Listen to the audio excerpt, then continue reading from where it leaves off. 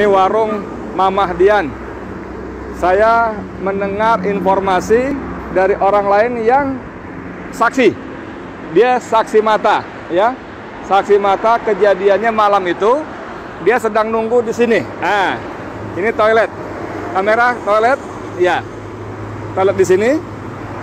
Dia di sini. Jadi menurut dia, orang tadi yang barusan ngobrol saya, tadi saya salat zuhur sebentar, ya. Sekarang jam 14 kurang 13.55. Tadi salat di musola situ. Lalu saya ngobrol, ada yang menjelaskan dia saksi mata. Nah, saksi mata, jadi ada mobil satu dipepet di Palang, maksud dia di Palang. Dan di situ polisi banyak banget. Bahkan kata dia sejak sore jam 6 itu sudah banyak polisi. Saya tanya berapa mobil? Mobilnya 10 mobil lebih, dan 3 diantaranya mobil resmi patroli. Dan itu memang dari sore kata udah banyak polisi. Nah, ini kejadiannya kalau kata dia, begitu dia tunjuk jarak, saya perkirakan dari posisi dia duduk dengan kejadian sekitar 8 meter.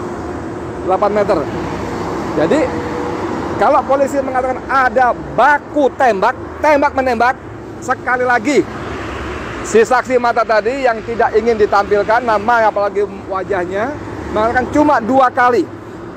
2 kali, tidak ada tembak-tembakan. Dan dia mengatakan bahwa yang menembak adalah polisi. Orang yang di dalam mobil sama sekali tidak membawa senjata karena tidak melakukan tembakan balasan. Jadi langsung dipalang gitu, dari depan nembak pakai laras panjang. Saya tanya, kamu lihatnya pakai pistol apa laras panjang? Laras panjang. Benar, laras panjang. Jadi saudara, begitu ceritanya. Dan dia lihat 2 orang langsung tewas di tempat. Menurut penglihatan dia yang jaraknya sekitar kurang lebih 8 meter. Tadi saya tanya, posisimu di mana? Di situ.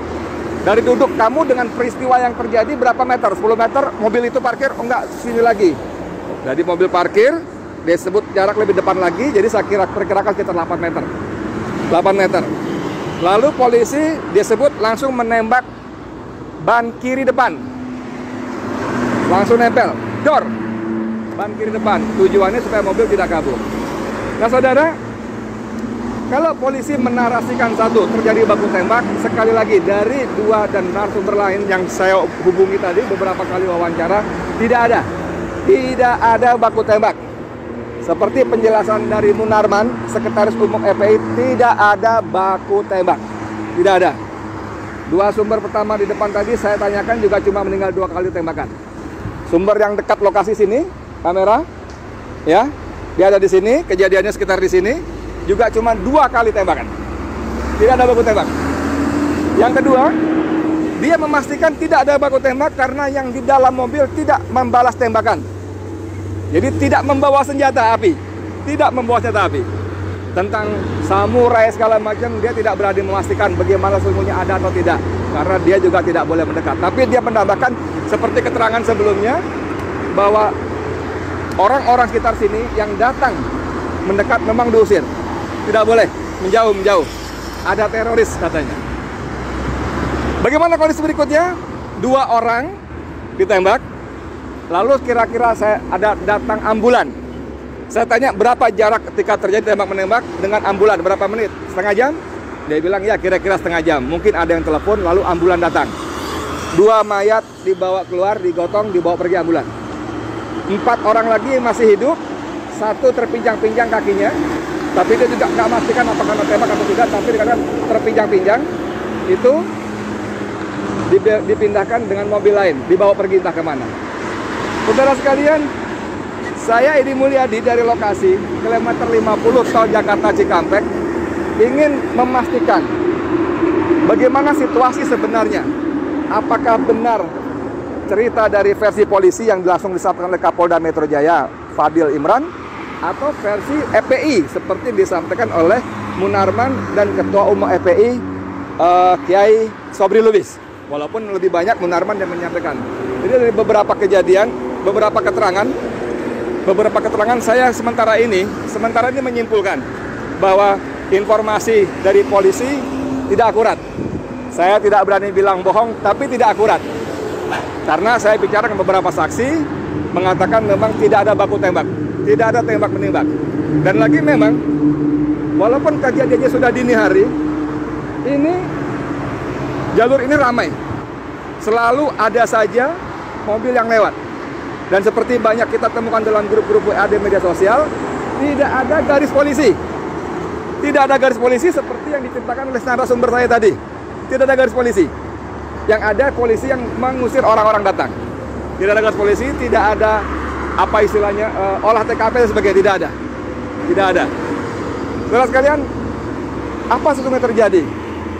Sekarang kita baca bagaimana Komnas HAM dan berbagai lembaga-lembaga yang concern dengan hukum dan HAM, hak asasi manusia, sudah mulai bersuara. Ini diduga kuat ada abuse of power, ada penyimpangan kekuasaan, ya. Jadi ada abuse power dan sudah banyak suara-suara yang menuntut dibentuknya tim pencari fakta, tim mencari fakta yang independen, yang bebas dari intervensi kekuasaan. Kita bagaimana tunggu berikutnya, mudah-mudahan Allah semakin buka lagi. Allah buka lagi bagaimana kekuasaan sudah digunakan untuk hal-hal yang tidak pada tempatnya. Karena kalau dikuntit, harusnya yang menguntit itu tidak ketahuan, harusnya. Tapi ini kalau mereka menguntit, malah yang ada terjadi pembantaian, pembunuhan. Jadi tidak menguntit lagi. Lagi kalau orang Balang mengatakan, para ahli hukum, atas dasar apa Habib dikuntit? Kejahatan apa? Ini kan cuma dituduh melakukan pelanggaran protokol dan sudah membayar denda, ya kan? Jadi tidak ada pasal-pasal, tidak ada alasan logik yang membenarkan penguntitan terhadap Habib. Tidak boleh, tidak ada. Dan diperlakukan seperti itu. Kalau dikatakan bahwa karena diduga akan mengerahkan massa pada pemeriksaan tanggal Senin, tanggal 7. Ya, orang Habib sedang keluar Jakarta. Ini posisi kilometer 50 dari Jakarta menuju Cikampek. Ya, dari Jakarta menuju, itu artinya keluar Jakarta. Dan seperti penjelasan dari EPI, bahkan boleh ketahui itu pengajian keluarga inti di Kerawang. Ya, kita tunggu, semoga Allah bukakan lagi pintu-pintu kebohongan yang dibangun dari satu kebohongan yang lain. Sekian dari saya, Edi Mulyadi, untuk Forum News Network. Assalamualaikum warahmatullahi wabarakatuh.